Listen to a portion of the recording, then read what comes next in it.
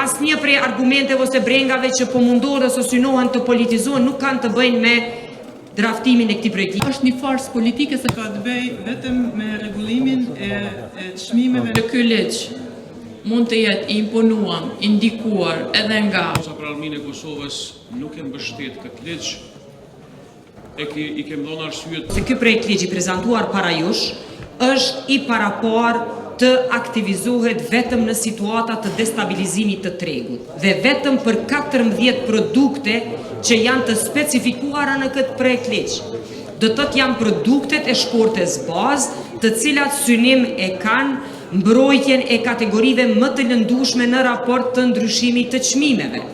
Do të thotë nuk është projekt ligj që i hyn listës së përgjithshme të produkteve në të gjitha marketet e Republikës dhe i përcakton çmimet. Pavarësia e bordit rrjedhimisht kompetencat e shtetit. Gjatë gjithë diskutimit, edhe sot, që e vrejta, po keni kontradikt me ato, apo e doni bordin e varur, apo të pavarur. A është kompetencë e qeverisë, apo nuk është kompetencë e qeverisë. Pse në këtë situatë ju thuni, ju e keni shumicën, ju e zgjedhni bordin vetë. Po natyrisht sikurse me gjitha ligjet tjera. Kjo buron për një procesi tjetër demokratik që janë zgjedhjet. Po ne po flasim për formën e diskutimit edhe trajtimit të mirëfill të një teme e cila më së paktu meriton të politizohet. Asnjë prej argumenteve ose brengave që po mundohen ose synohen të politizohen nuk kanë të bëjnë me draftimin e këtij projekti. Ngritja e çmimeve, ministri, është alarmante. Inflacioni i marsit nuk ka qenë indikuar aq shumë prej ngritjes së çmimit të naftës. Ne kemi me pa në prill që çmimet kanë me qenë shumë më të larta. Ne krejt frikën e kemi që ligji dhe bordi dhe gjithçka është një farsë politike sepse nuk keni me pas mundësi me ndiku.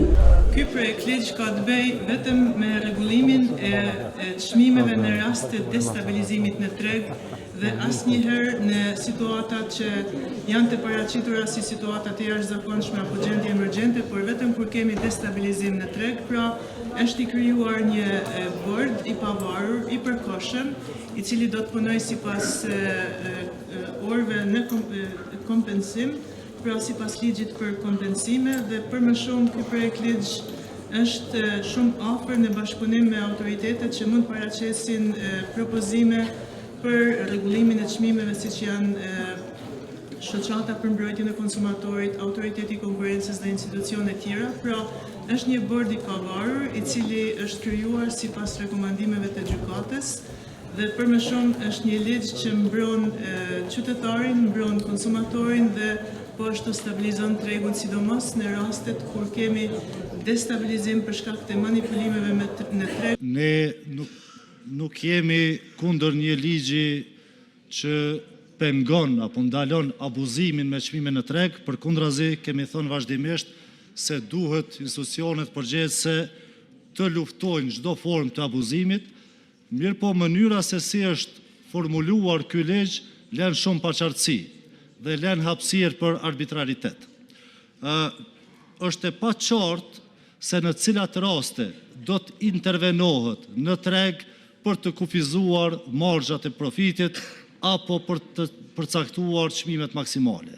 Nuk mund t'i lëmë një trupi të përcaktoj në mënyrë arbitrare se çka paraqet çmim të paarsyeshëm apo rritje të paarsyeshme të çmimit, por duhet të definohet qartë me një metodologji të përfshirë në projekt ligj, se si do të përcaktohet arsyeshmëria e çmimeve e paraparë me këtë ligj. Dhe tjetër është që ky ligj parasheh një bord, por që nuk mund të jetë bord i pavarur, duke qenë se parashihet të përzgjedhet nga qeveria dhe vetëm të miratohet në kuvend. Kështu që po i lihet hapësirë një bordi jo të pavarur për të intervenuar në tregun e lirë dhe për të interferuar në funksionimin e ligji për çmime tavan i lën pavarësi bordit ashtu që nuk konsiderohet as edhe qëndrueshmëria ekonomike apo edhe marzha, për shkak që ka edhe siç është po nga opinioni i gjykatës kushtetuese, nuk ka pasur siguri juridike për ligjin për tregti të brendshme. Në fund fare, për shkak që ky ligj mund të jetë imponuar, indikuar edhe nga interesa tjera private, personale, partijake, edhe rrezikohet të jetë plotësisht i kapur edhe indikuar nga partia në pushtet, pa kontrollim efektiv në institucione tjera shtetërore, si tillë ndikon edhe në mos furnizim ose furnizim jo adekuat siç po ndodh në Barna, edhe ndikon në stabilitetin ekonomik. Ne nuk e përkrojmë ligjin për çmimet tavan. Forca për Arminë e Kosovës nuk e mbështet këtë ligj.